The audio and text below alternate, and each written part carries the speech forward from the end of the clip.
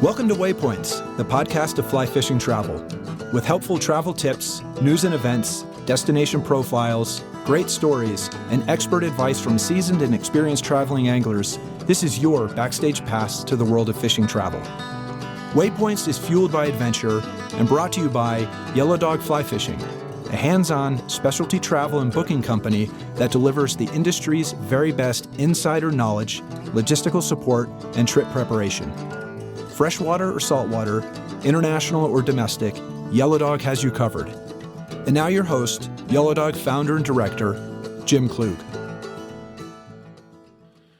So we're breaking the mold a bit and changing things up from our normal format to talk about a situation that is still very much unfolding and developing.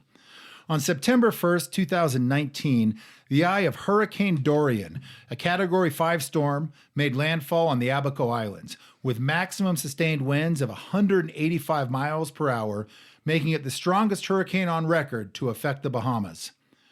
On September 2nd, the eye of Dorian moved on to the eastern end of Grand Bahama, drifting slowly across the island and laying waste to everything in its path.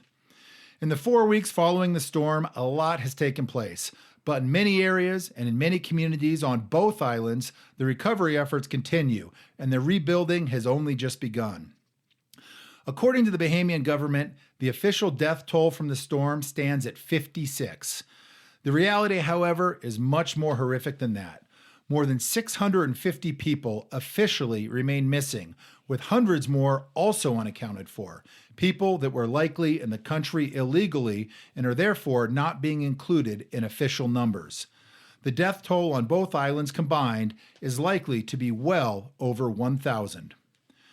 With so much happening over the past month, I wanted to bring our listeners up to speed on recent news and updates from the islands. But in doing so, I realized that we're placing a timestamp on this specific podcast episode.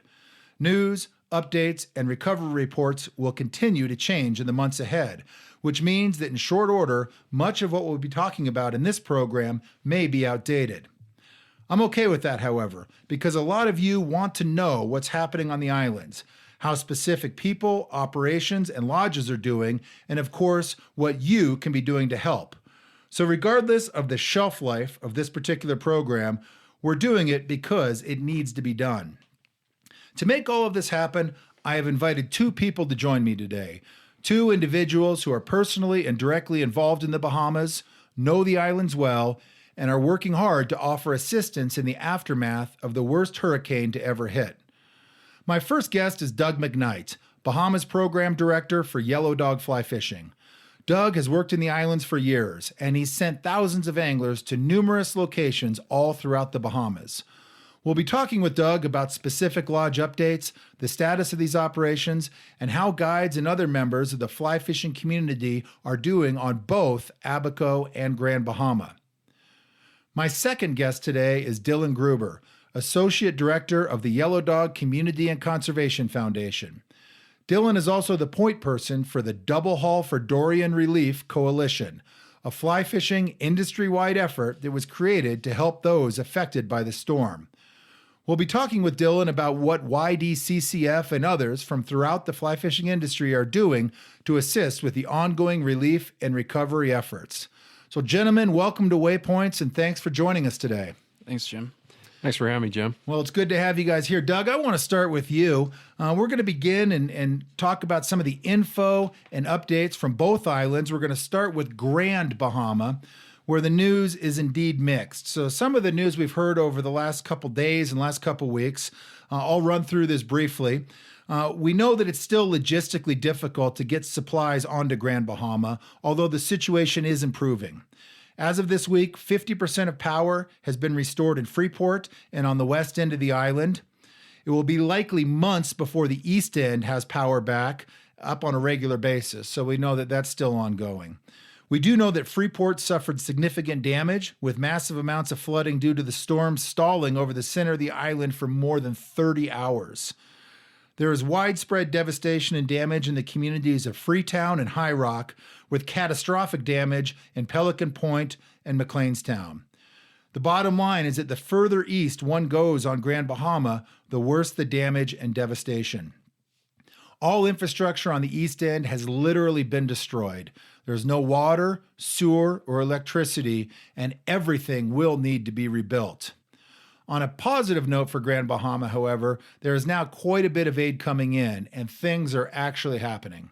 A number of organizations have brought in large machinery to remove debris and help with the cleanup and recovery process.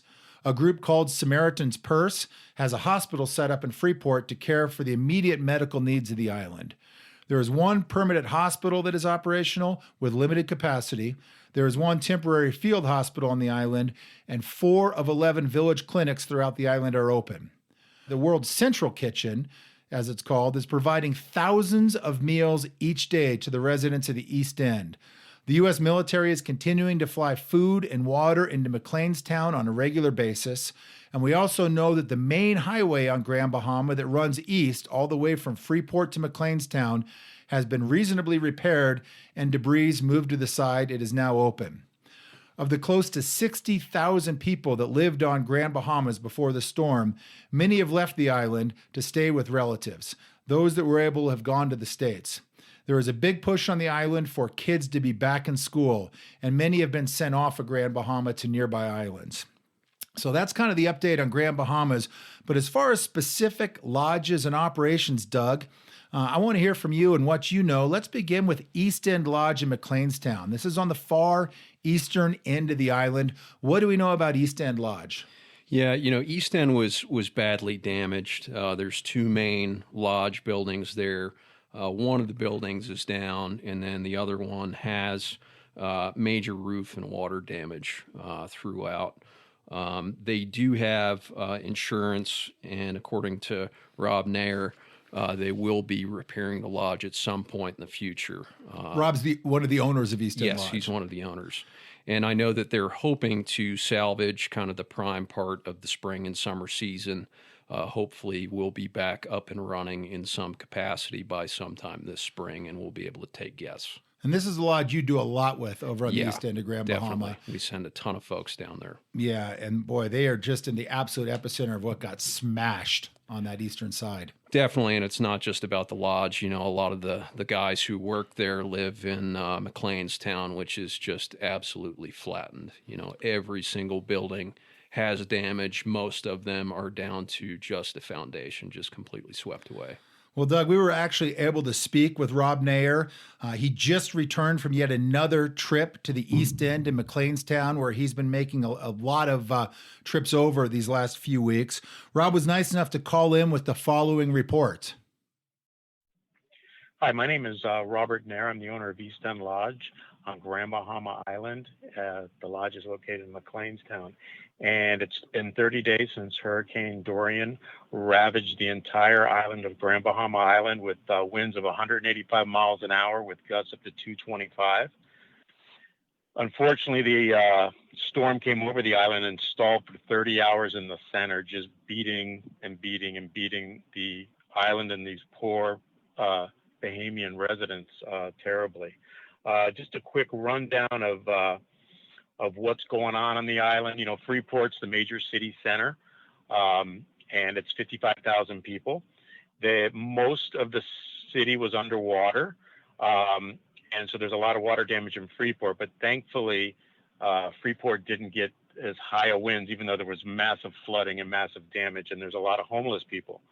Most of the damage was in the East End area, but the island is shut down. The international airport is closed to international flights right now.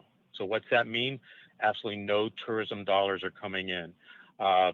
Even to get here, we're flying through Nassau, and it's just people like myself, aid workers, insurance people, stuff like that. But one of the brighter things is, the Bahamian people and their attitudes and, keeping their chins up. But the world has really responded well, and there's been some phenomenal organizations that's come here. World Kitchen, over 500,000 meals already they've served since the storm. We have Samaritan Purse, the Rand Hospital in the center of Freeport, which is the hospital for 55,000 people, completely flooded. So Samaritan Purse, they flew in a field hospital, and they're doing full-blown surgeries right there. I mean, it's amazing. CORE, which is a community organized relief effort. I believe Sean Penn started it. They're doing debris removal on a huge scale, which is really uplifting the locals, especially out in the East End where the damage was so severe from the wind and the storm surge. And the Red Cross and doing a lot of humanitarian things as well. Minto Foundation, a lot of youth ministries and what have you. They're coming on island, volunteering for 3 or 4 days, and it's helping, and everybody's very appreciative, very appreciative. Like I said, the east end of Grand Bahama, which is basically starts about 30 miles from Freeport and ends 60 miles from Freeport, it took the brunt of the storm. Freetown is one of the settlements, High Rock, which has the most people, Gambier Point, and then Pelican Point, and then McLeanstown, where the lodge is located, which is at the end of the road, end of the island. Sadly to say, 5 people are missing from McLeanstown and over 15 in High Rock alone. We had a huge storm surge, like a wave came through over 20 feet, because you can see the marks on the trees and in the buildings and stuff like that, and just absolutely eviscerated the east end of Grand Bahama Island. It's heartbreaking. I just got back there a few minutes ago. I just drove into Freeport, and it astonishes me every time I go out there. But you know what? The people are so appreciative. They say thanks for everything that y'all have done, and they couldn't do it without you. I thought I might mention, a lot of the, especially people from the lodge and stuff like that. The Chill Zone, which was a little bar there in McLeanstown, is completely gone. There's a concrete slab where it used to be, and a lot of the guests, after dinner, we'd go there on little field trips, if you will, and have, meet some of the locals and stuff like that. Mrs. Cooper's restaurant, destroyed. Concrete buildings were crumbled, and their concrete blocks aren't even all there. They were swept away. Most wooden structures are completely gone, like somebody stole them and just sweep the concrete slab bare. The good news is our staff and their families are okay. Their immediate families. Some of their relatives are among them missing, and it's just so tragic. So that's the state. It's not good. We need help. They need help. We need to help these people, and this is a long haul. We appreciate everybody wanting to send goods and, plywood and hygiene supplies and even some non-perishable foods. And in the beginning, we flew in emergency supplies, especially with the help of the Yellow Dog Conservation Community Fund. That was great. Jim and Ian, thank you 1,000 times. I called them up and said, hey, we need help. And they said, what do you need? And they got it for us. Air flight charters, phenomenal. Thank you guys so much. But, we're at the point where we're trying to come up with a plan. We've gotten emergency supplies to, dry in a lot of people's homes from any future damage, but a lot of the homes aren't even salvageable. They need to be torn down. And that's a long-term project. And some of the agencies and government and whatnot, they're all discussing, and I'm involved slightly in that as well. But right now we need funds, and we need money, and we need your support. And what that's going to do is we can buy things controlled. We're not going to just give people money, and we can buy the things that people need, building supplies, food from time to time. And, that's going to do a couple of things. First of all, we're helping the people, but also it's going to support the local economy. Like I had mentioned, there's absolutely zero tourism dollars coming in. When over 85% of your GDP is tourism and nothing's coming in, this island is doing bad very quickly. And also, there's other organizations that are on the island that I've actually been talking to. Irish Relief. It's like, we want to help people out in McLeanstown, Pelican Point, Gambier Point, High Rock, Freetown, but we don't know how to get all these, all the aforementioned people together, like CORE and the Red Cross and World Kitchen. And even though they're out there, the World Kitchen, the Irish Relief, they're kind of like the choreographer of all this, and they're putting everybody together and finding out what the needs are. So we're making lists and doing stuff like that. So, and then they can go ahead and get workers, volunteers. We need skilled skilled tradesmen, like, carpenters, plumbers, electricians. Electricians is a big deal. There's not a lot of that around here. So it's a long road. And I have to say thank you so much. but we do need your help. This isn't 1 month, 2 months, 3 months. This is going to be some years. And thank you all. Thank you so, so much. And continue that, please. Thank you. Well, our thanks to Rob from Grand Bahama's East End Lodge for that update, and we wish he and his staff well in their recovery efforts. So the next operation we want to talk about is Deepwater Key Club. This is one of the oldest, most historic, and legendary lodges in the entire world of saltwater fishing. Doug, you've heard from Joe Bunton, the manager of Deepwater. What do we know about Deepwater Key? Deepwater Cay was really badly damaged, catastrophically. Every single building, all the main lodge buildings, the cottages, the private residences, they were all damaged to some degree, most of which, are going to be a total loss. And, since McLeanstown and Sweetings Cay were completely destroyed, all of the lodge staff members are without housing. It's going to be a long recovery process to restore Deepwater. Rebuilding 60 years of history is definitely going to take some time. And geographically, for those that don't know, Deepwater Key is in the exact same area as East End Lodge. They're literally right across the cut from each other. Like a half mile apart. Yeah. And that, again, that part of the island, that eastern tip of Grand Bahama, really was devastated. It got hit by both eye walls of the storm as it passed back and forth and kind of parked itself on top of that east side. Yeah, not only a ton of water, huge storm surge, but, the strongest winds imaginable with this storm. Yeah, in excess of 185 miles an hour. Yeah, with gusts to 220. To 220. And we also heard from guides and people that stayed in McLeanstown throughout the storm that storm surge was up to 20 feet, which is just incomprehensible, really. Yeah. And it is no wonder that the death toll is as serious as it is. But we definitely wish the people of McLeanstown, of Deepwater Key and East End Lodge well in their recovery process. Another operation is located in the middle of Grand Bahama Island. It's North Riding Point Club, a well-known and established lodge. It's located on Burnside Cove. What have we heard from North Riding, Doug? Actually some good news for a change with this storm. They did not receive much in the way of significant damage, just very minor things. And they plan on being up and running by December 1st or thereabouts. They've been focusing on taking care of their staff who have lost property, trying to distribute funds to assist with them in rebuilding their homes and their lives.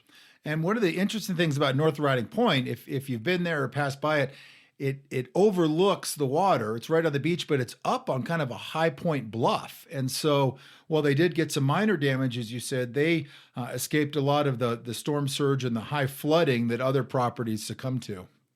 So they were lucky on that end, for sure. We wish them well at North Riding Point. How about, Doug, the independent guides on Grand Bahama? Guides like Whitney Roll of Firefly Bonefishing. He's also in McLeanstown. Have we heard much from the independent guides on Grand Bahama? A little bit. I traded a couple very short messages with Whitney. He's kind of an A-list independent guide on Grand Bahama and a great guy. And he's got a very small operation, small lodge, kind of little mom and pop place, and his lodge was badly damaged. And, just a very quick message from him that, he's working on rebuilding his lodge and rebuilding his homes, and his guides rebuilding their homes. So it looks like they were pretty negatively impacted by this thing as well. Well, we wish Whitney and all the other independent guides on Grand Bahama well. It's going to be a long road to recovery for a lot of these guys, for sure. The last operation that we'll check in with on Grand Bahama is H2O Bonefishing, which is located in Freeport. These are our good friends Greg Vincent and Jason Franklin. We know that Freeport received high winds, but the biggest issue for this part of the island was the extreme flooding on the north side. What have we heard from Greg and Jason at H2O? Yeah, another positive story. They're kind of on the south side of Grand Bahama, and they kind of skipped out on a lot of that flooding and destruction. And the good news is they will be in good shape for the coming season. No significant flooding or damage to Pelican Bay or H2O or that area in Freeport, which they're located. All of their boats are fine. Their guides will be kind of ready to go for the coming season. They're on the Lucaya. area Correct. of Freeport. Yeah. And as of now, they have full power. Water's been restored to this area, and services are back online for Lucaya. Definitely. Yeah, and I know that H2O's headquarters is their clubhouse called Bones Bar. They actually opened really just a few days after the storm and were serving cold beers within the week. Right. They didn't have any ice, but they were definitely serving cocktails. So lukewarm beers and air temperature cocktails. I Cowboy guess. cold. There we go. Well, we talked to Greg as well. He was nice enough to call in actually from the flats. He's been out fishing and kind of gauging the impact of the storm on the area fisheries and the flats of Grand Bahama. And he's got a report on what's happening and what he found out on the water. This is Greg Vincent, H2O Bonefishing on Grand Bahama Island in the town of Freeport. So we're 1 month now after the very devastating storm of Dorian that has impacted so many people on the island in varying amounts. So I can speak for myself and can say on a personal level, I've been very fortunate. I'm definitely one of the more fortunate ones. However, staff and other members and associates have not been so fortunate. Freeport was impacted quite heavily with winds, and probably more devastating was the amount of flooding that came with the winds. However, there seems to be a little light at the end of the tunnel, and the town and the people have responded incredibly, and the cleanup has begun. And there's some smiles around now, and some people looking healthily for the future. So as I mentioned, we as a business were very fortunate. And in fact, today we took a couple of flats boats and off we went with guides, and we went on to a ramp on the north side where in the areas that we normally fish, and we started fishing from the ramp. We didn't even have to start the motor, and we started poling, and we caught three bonefish within the first 15-20 minutes. And it stayed a little bit similar to that. I personally lost a nice one into the mangroves, but we didn't fish that much. But the main priority for today was to head out and to inspect the flats. We've all been sort of cooped up in inside and outside doing all the necessary work that comes after these storms. And so a day on the water, or at least an afternoon, was quite welcome. But what's amazing about the fishery here, and something that surprised us all, is that there really is absolutely very little, if any, difference post-storm than we would expect, prior to the storm coming. So the only real difference is a cosmetic one. The flats in the 12-mile area that we covered today, 6 miles each side of Water Key, the only primary difference was the fact that the mangroves were brown and not the normal green.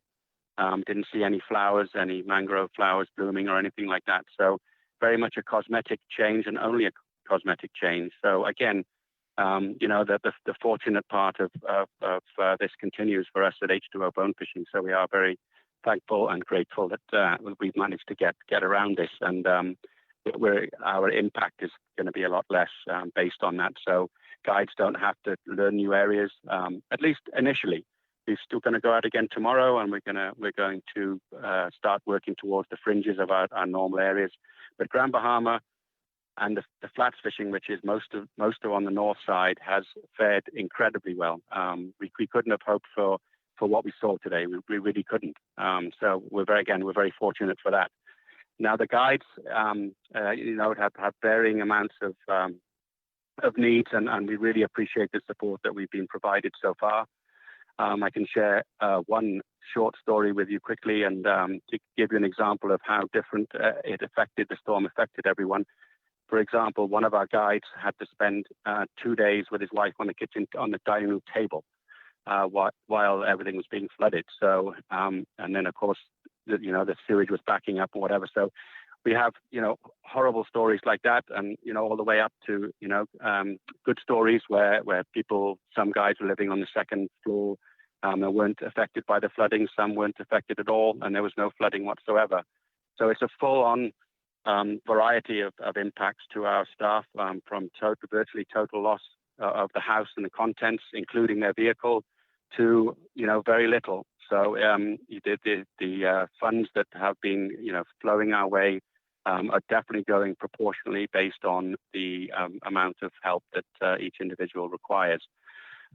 So as that sort of moves forward, and it does provide a smile, and it provides some hope moving forward. And if anyone's really wants to continue to help, while the donations are wonderful, and we are so appreciative of it, if you want to look at the long-term help on this, it's really the best way is for us to get up and running and provide employment for the staff, because that provides the long-term viability of the situation and allows people to plan accordingly. So while the short-term funds, the funds help in the short term, the long-term benefits of employment really are a godsend for the staff. So if you want to help, we would love to have you come down and fish with us. We're very fortunate. Again, as I mentioned, we operate out of Pelican Bay. There was no flooding there. So we're actually ready to accept customers as of November. So in 30 days from now, we will actually, I think November the 8th, if I remember correctly, we will be having our first customer, somebody that didn't cancel for the full trip.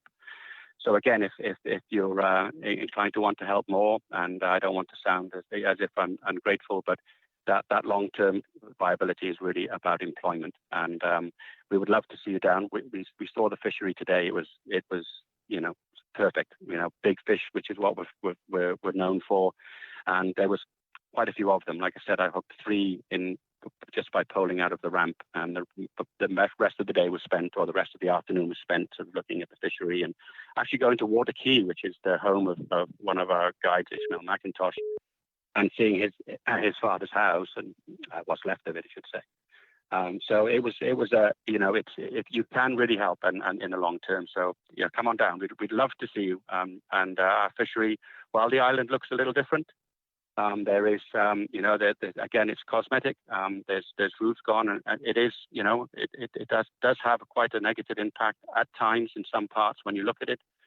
But the sort of long-term goal is coming back online here, and we're going to be able to accept customers, fairly soon. So, yes, please, you come on down. And again, we really want to thank everyone that's helped along the way. There's been literally hundreds of people that have either called in, have sent donations, and have sent their concerns and their well wishes. So, thank you so much for that, and thanks Yellow Dog for the platform to get out and thank them all. So, hopefully, we'll see you all soon. Take care. Well, thank you to Greg Vincent for that report, and best of luck in Freeport to Jason and Greg and all the guides of H2O Bonefishing. Well, overall, Doug, it sounds like the guides and lodge employees of Grand Bahama want nothing more than to rebuild their lives and get back to work. And we hope that happens soon. We wish everyone on Grand Bahama well. Let's move on and discuss news and updates from Abaco, which was the first island to be hit by the storm back on September 1st. We do know that for the southern part of Abaco, power was restored on October 1st, which is big news. Northern Abaco, however, is still largely without power. The largest city on Abaco, Marsh Harbor, where the international airport is and where a large portion of the population of Abaco lives, Marsh Harbor was completely destroyed. The wreckage and debris in Marsh Harbor is literally overwhelming, although all of this is being cleared and cleaned up on a daily basis, and the sounds of chainsaws and heavy equipment have become a regular part of life on this part of Abaco. Most medical needs are being supplied by aid workers right now. There is one hospital on Abaco that is fully operational, and as we are being told, 6 of 9 community clinics are operational as well. Most people in northern Abaco have left the island. They've been evacuated. Many have left to stay with relatives on Eleuthera or in Nassau. To our knowledge, Bahamas Air is right now the only commercial airline service that is flying into Abaco, although we do expect that other commercial flights and airlines will resume operations at some point in December. Now, as far as specific Abaco lodges and fishing operations, Doug, we'll begin with one that has really been at the forefront of news in the fly fishing world, and that's Abaco Lodge, which is located in the marls of Abaco between Marsh Harbor and Treasure Cay. Give us the latest from Abaco Lodge. Yeah, unfortunately not good news for Abaco Lodge. They were really beat up by the storm and looking like it's going to be a complete rebuild. They do have insurance and are going through the long claim process with that. But, according to Oliver, it's looking like a best case scenario of maybe a reopen date in maybe 2 years. Yeah, if you've seen the pictures, and I know we've posted some online, but they got absolutely smashed. A large portion of the lodge property is just gone. Yeah, with I saw some overhead views of it, and you can't recognize it. Yeah, it's sad. It was a beautiful property, and hopefully will be again someday. But for the present time, they have got a long road of not just recovery, but complete rebuild ahead of them.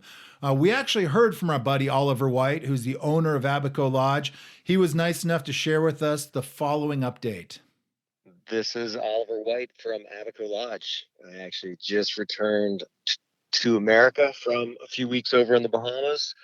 And, the update a month here after Hurricane Dorian, Abaco in particular was really brutally crushed from this storm. So Marsh Harbor is completely destroyed.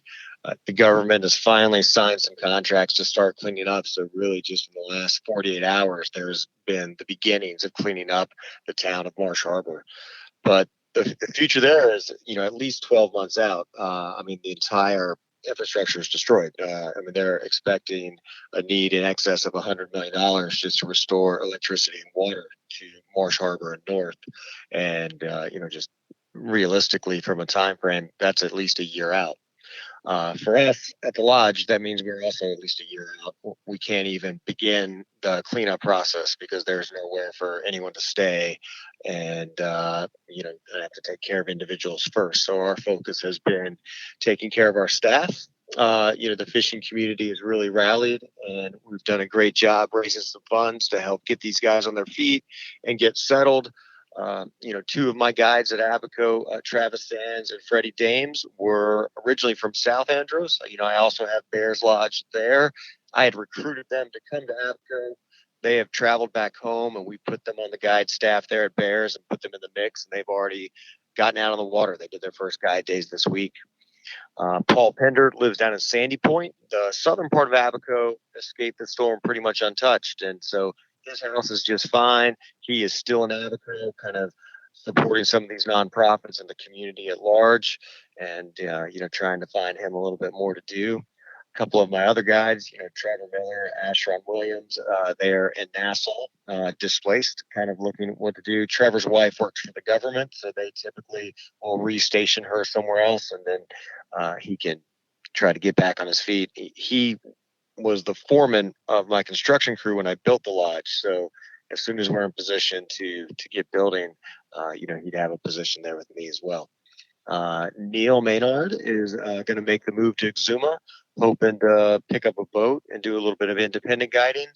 And Robert Alberry, his home was also pretty much untouched. He lived in the southern part of Abaco as well, in the Bahama Palm Shores. And he's kind of going back and forth between Spanish Wells and Olympia, where he has some family, and back over to Abaco and helping with the cleanup.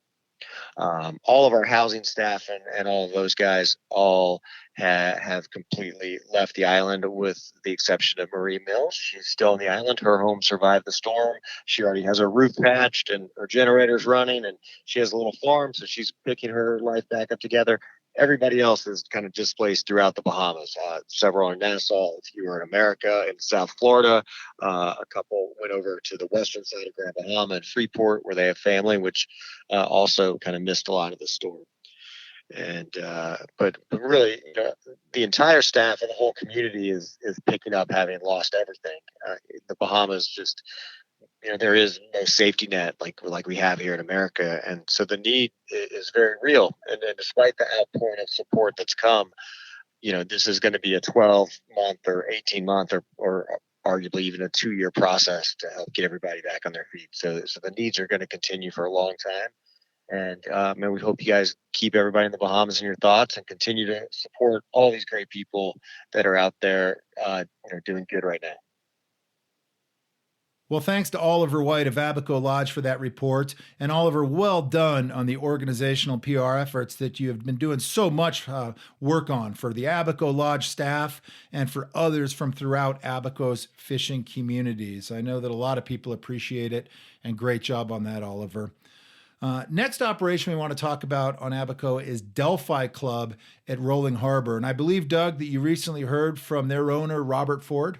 Yeah, I did. And, some good news to share with Delphi. They were far south enough of the eye and the destruction to, escape any real damage. Many of their staff, unfortunately, experienced significant property damage or total loss of their homes with the wind and flooding.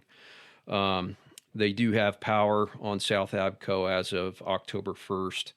And, this allows the lodge to confidently predict that they'll be open for business by mid-November. Several of the partners will be down there the first week of November for a soft opening to kind of get it going. All of the Delphi staff who needed housing have been sent up with rented accommodations and crossing rocks, and everyone will definitely be able to get back to work there. Well, that's great news for Delphi Club and for their staff. And like so many people from the fly fishing communities on both islands, really at this point, people want to begin putting their lives back together. They want to get back to work. And great news out of Delphi. They are going to be one of the first lodges to reopen. They're opening at some point in mid-November, which is great news. So congrats to Delphi Club and their staff for all the hard work on that. Another operation on Abaco, Doug, Blackfly Lodge, located 32 miles southwest of Marsh Harbor. What have we heard about Blackfly? Yeah, once again, no significant damage. They're running on generators with hopes to getting power soon, and they anticipate being open by mid-October. Well, that's great. And they do have space because a lot of people,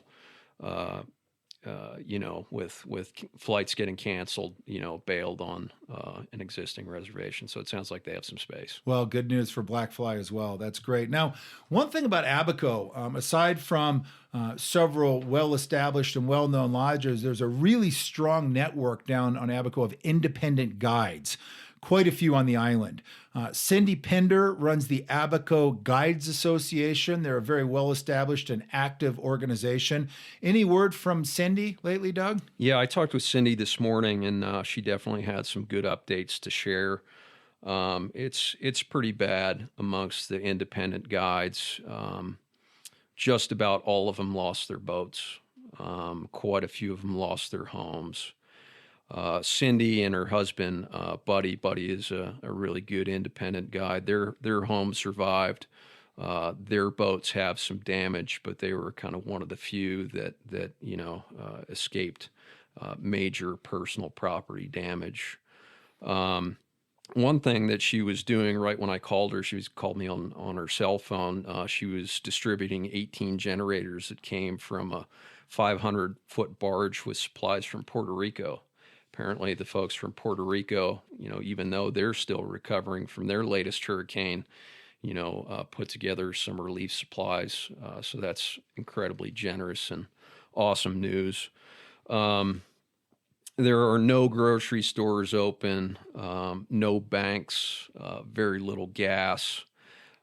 She said that every time she drives through Marsh Harbor, she's still taken aback, even though she's been driving in and around for the past month. She said it looks like Hiroshima.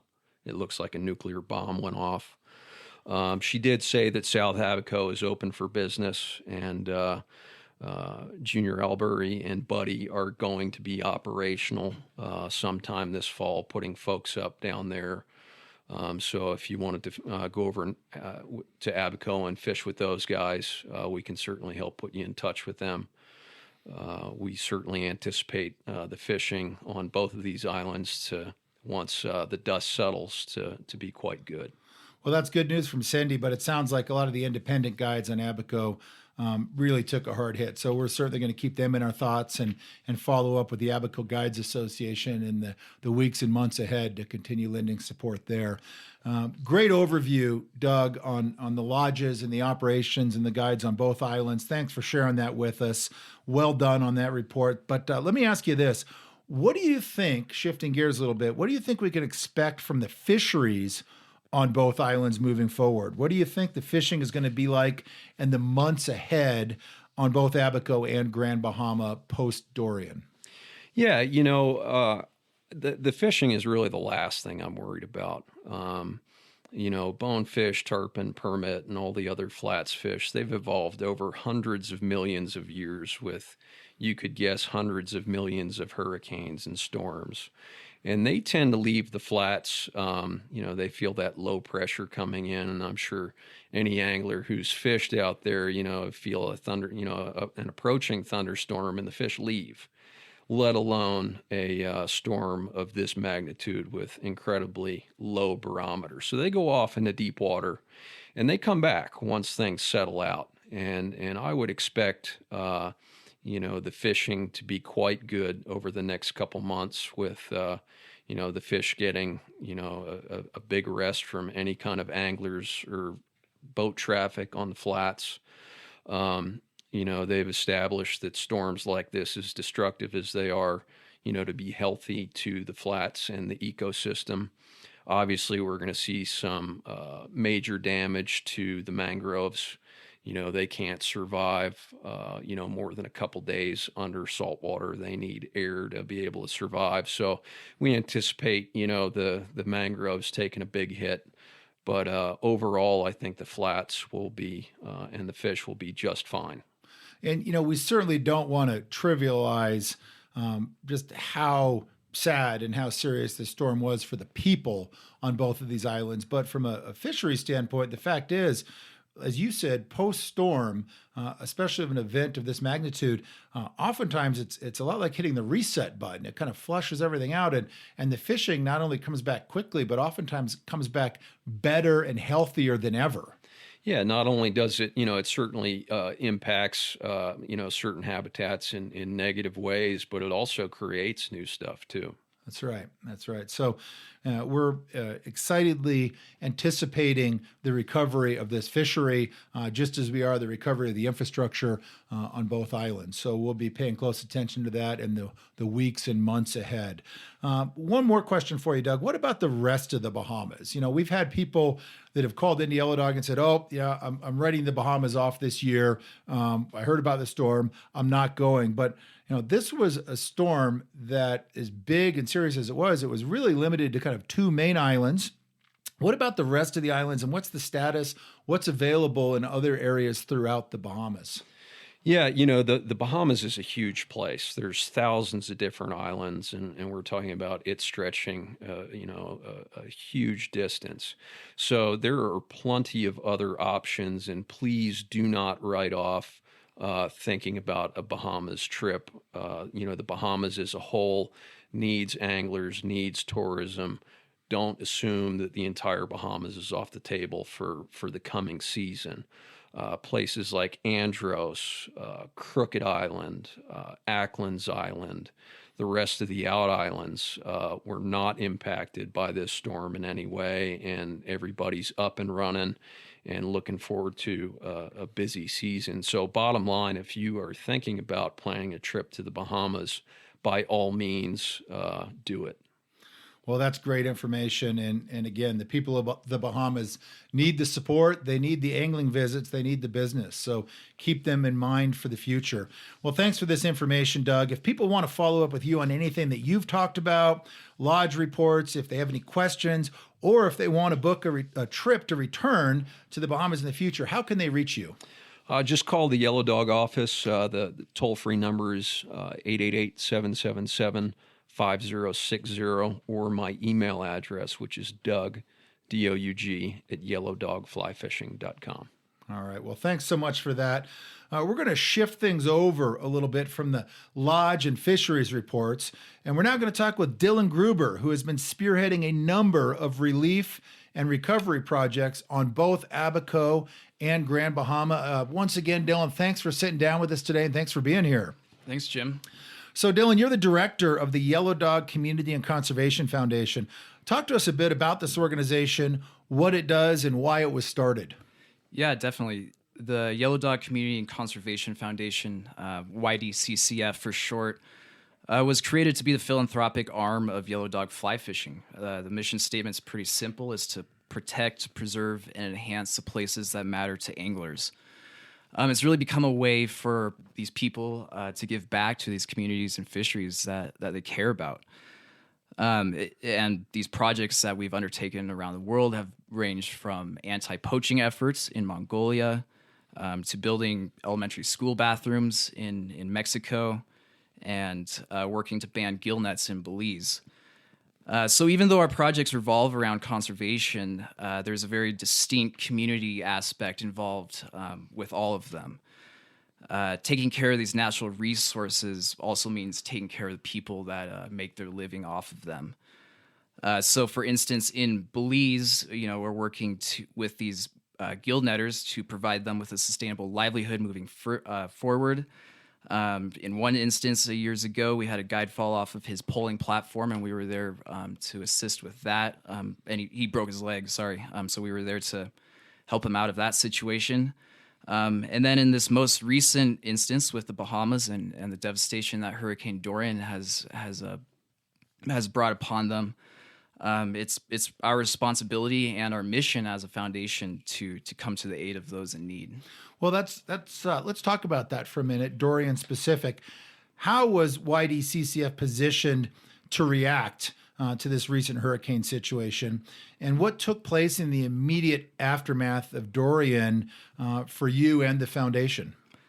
Yeah, well, it was all incredibly fast. I remember coming into the office and reading the reports and seeing the photos of the ground, and it was kind of one of those moments where I was like, okay, here we go. This is game time. And we were on the phone, yourself included, and myself with lodge partners all over Abaco and Grand Bahama, getting updates and figuring out, okay, what's the situation on the ground and how do we best assist in this situation.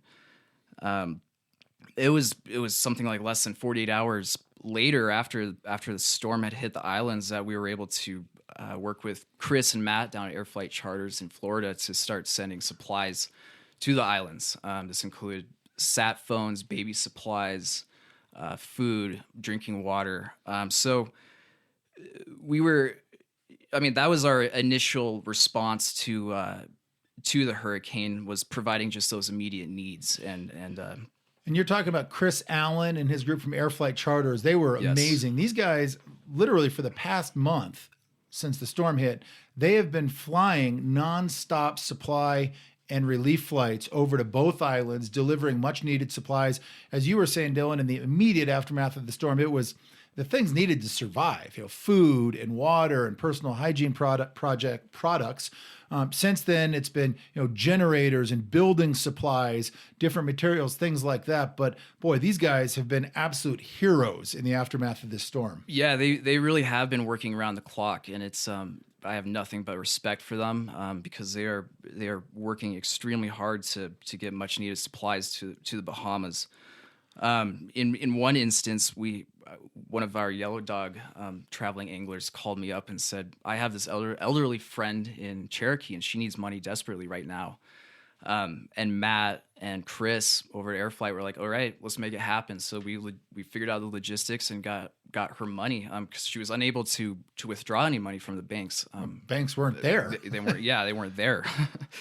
Well, that's amazing. And again, a big thanks to Chris Allen and Air Flight Charters for the work they've been doing. Dillon, talk to me a little bit about the Double Haul for Dorian Relief Coalition, how that came together as a united and cohesive effort on the part of the fly fishing industry. How did this thing start?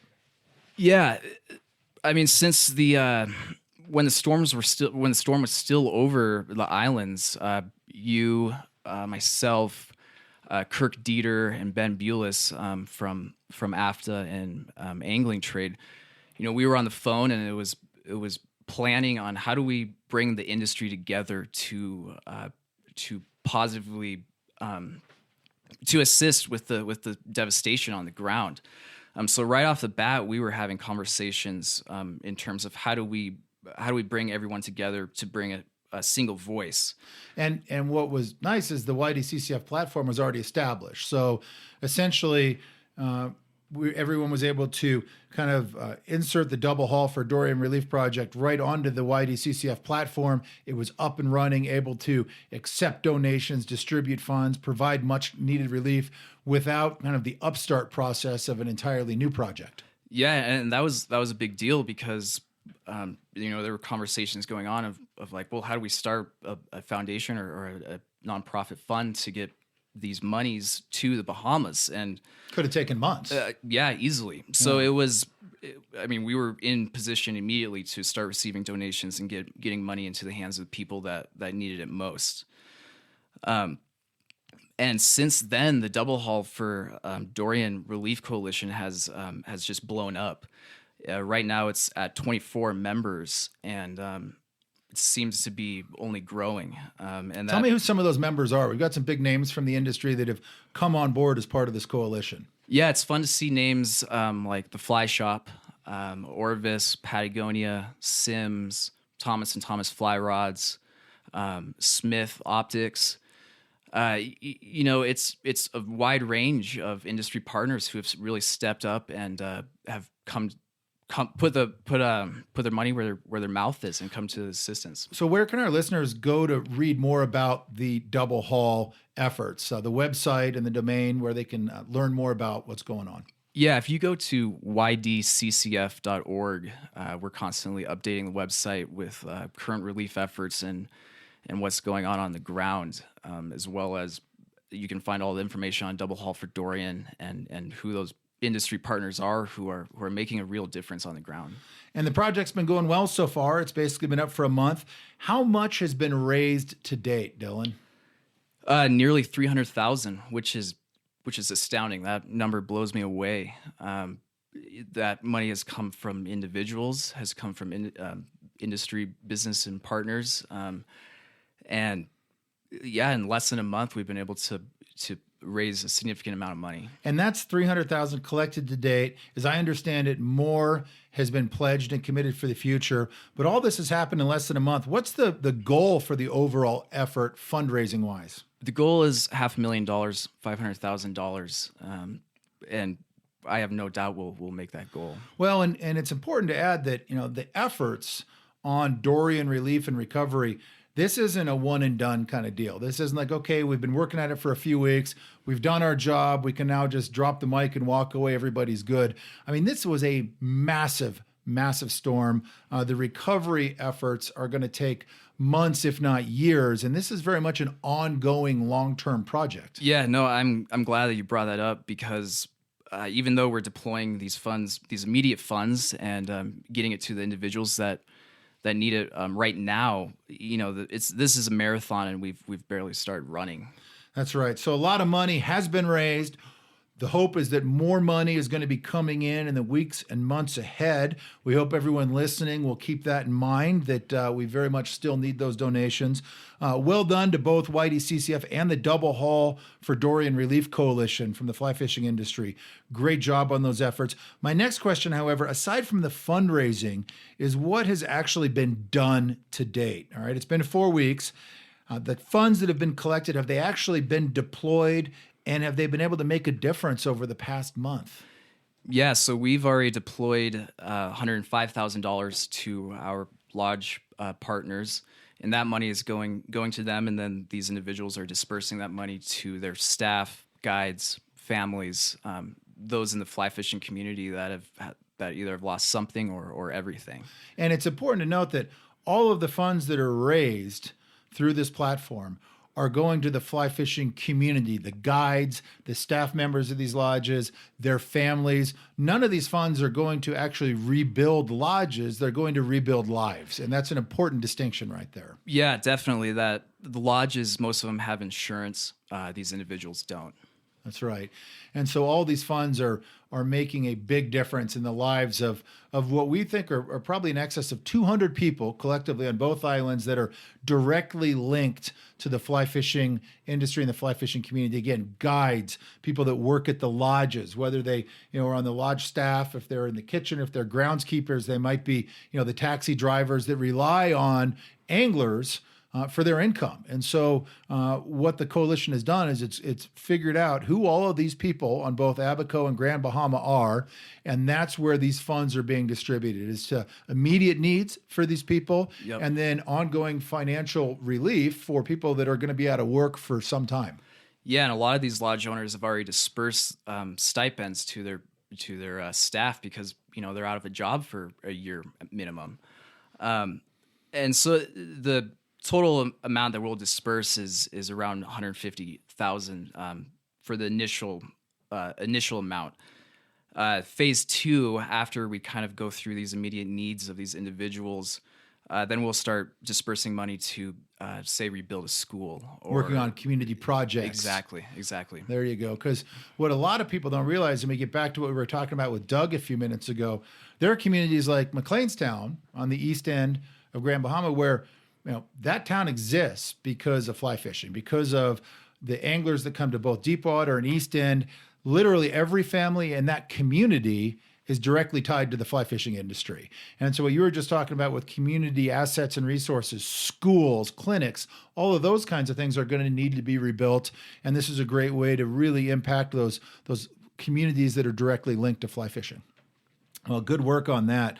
And obviously, as we keep saying, there's more work to be done. So we really encourage people to go to YDCCF.org, read about what's happened, check in with ongoing efforts and news. It's a great way to get involved and stay involved, which is so important. And Dillon, along with the Double Haul for Dorian Relief Coalition, there have been a number of other projects that you've been working on with YDCCF on hurricane relief. One really neat one that I think is just a great example of the industry stepping up was a project started by a fly tyer by the name of Josh Mills. He created dozens for Dorian. Tell us about this effort on Josh's part.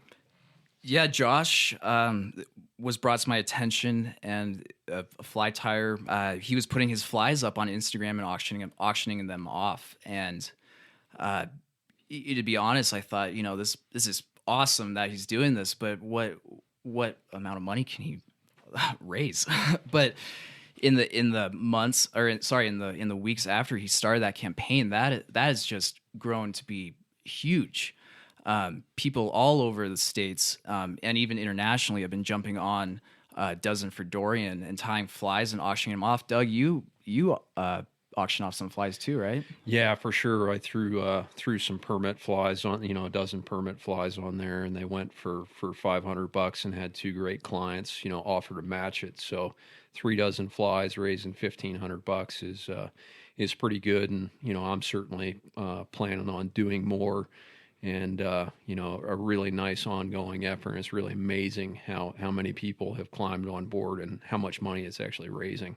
And this is so cool. I mean, Dozens for Dorian, you've got fly tyers from all over that, stand alone. Not all of them are able to scratch a big fat check for hurricane relief, right? They want to help, but maybe you don't have the resources to send off a huge amount of money.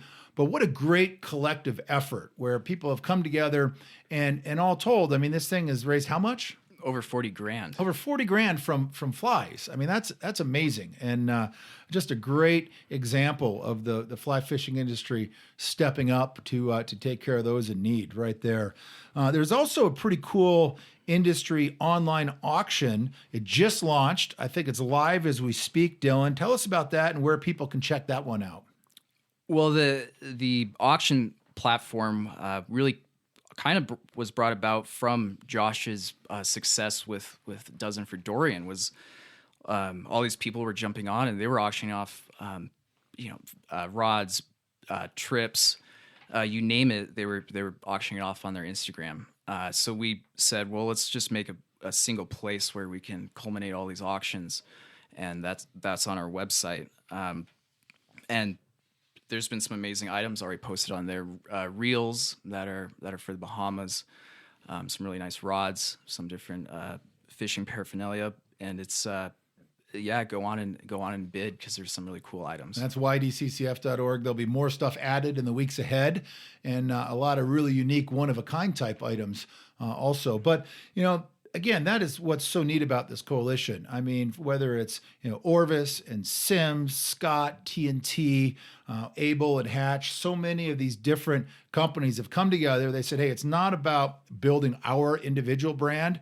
It's about helping out. And so everybody kind of put the brand position aside and their own self-interest, and they said, let's come together for storm relief, and it's making a difference. These are the moments when you see the fly fishing industry step up collectively that really make you kind of proud to be a part of it, and humble for all the great people that fly fishing attracts, for sure. Certainly. And a big thank you to everybody who has stepped up as part of the coalition. A big thank you to the people who have donated. I mean, we've got, like Silver Kings TV. They did a deal where they auctioned off 20 guide trips from known Keys guides, and they donated half the money to YDCCF. The other half went to BTT for some of their efforts, but so many people stepping up and making a difference. I do have one more question for both of you as we kind of close things out here. Dillon, how can people who are listening to this program help and continue to make a difference? Where are you sending people who want to help? What are you telling them and suggesting that they can do to stay involved and keep moving the needle on storm relief? Well, right now, monetary donations are still the biggest asset. Just raising funds and getting into the hands of these people in the Bahamas is making the largest impact. Further on down the road, projects, reconstruction projects, more hammering and nails and moving dirt around will definitely be called for. And we've tossed around the idea too of putting together some groups and getting them down to the Bahamas. Some service trips down there. Absolutely. Well, that would be a neat thing to do. And again, YDCCF.org is a great resource to learn all about the Double Haul for Dorian Relief Coalition and the ongoing efforts there. So Dillon, thanks for your leadership on that and all that you've been doing and that the foundation's been doing. Thanks, Jim. Yeah, and Doug, one more question for you. In your opinion, how can we help the guides and the fly fishing community members of both islands in the weeks, months, and years ahead? What do you think can be done there? Yeah, for sure. Keep the donations coming. Like you guys said, it's going to be an ongoing thing. It's not just kind of, let's push this for 1 month. It's going to be, there's going to be need for months and years on this. And then, beyond that, once these lodges do get operational, the ones that were impacted, it's going to be really important that, that we visit these places and spend our money and hire guides and book, lodges. I wouldn't be afraid at all, down the road when these lodges open up to, plan a trip and book a trip. And, I think we can certainly count on some exceptional fishing and definitely exceptional people and guiding. But when these places do open up, we definitely need to make an effort to get down there and visit them. That's right. The guides and the fly fishing communities of both Abaco and Grand Bahama will appreciate it. Well, I want to thank both of you for joining me on the program today and for bringing our listeners up to speed on the situations on both Abaco and Grand Bahama post-Dorian. That's it for this episode of Waypoints, the podcast that is 100% dedicated to travel, adventure, and exploration. Be sure to join us for our next episode of Waypoints, and remember, the people of the Bahamas need your help and your support. Visit ydccf.org to learn more and to get involved. This has been another episode of Waypoints, the podcast of fly fishing travel and adventure angling. Thank you for joining us, and be sure to visit yellowdogflyfishing.com for more trip updates, travel news, expert advice, and adventure profiles.